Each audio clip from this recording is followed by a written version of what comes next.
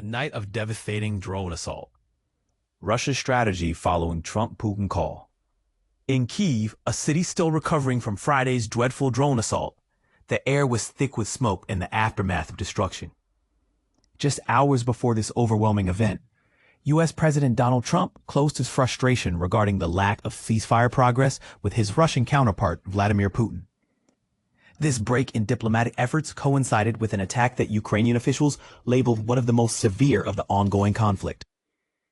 The massive drone attack lasted 13 grueling hours, inflicting severe damage across Kyiv's residential areas and buildings. Ukrainian air defenses showcased their capability by intercepting an impressive 476 out of the 539 Russian drones that were launched. Furthermore, the Ukrainian forces downed an additional 60 drones using their own interceptor drones. Despite these successful defenses, at least 23 individuals sustained injuries. The air raids continued throughout the night, forcing thousands of Kyiv residents to seek refuge in subway stations and underground parking lots, as the relentless sound of drones and explosions resonated throughout the city. Ukraine's Minister of Foreign Affairs, Andriy Sybiha, described the night as absolutely horrible and sleepless. And President Vladimir Zelensky emphasized that it was a record-breaking, large-scale air attack on the nation. But here's where it gets controversial. Zelensky pointed out that the initial air raid alerts were timed closely with media coverage of the Trump-Putin conversation.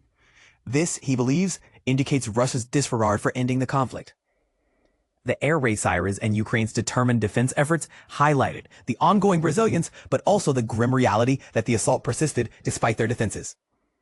Impacting numerous districts, the drone strikes led to significant fires, structural damage, and disruptions to essential services, including 5 ambulances that had to be called out while responding to emergencies.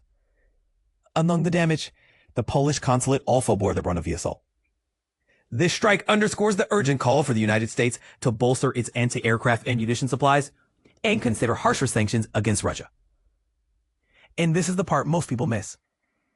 The Trump administration's pause on some military supplies to Ukraine has raised serious concerns.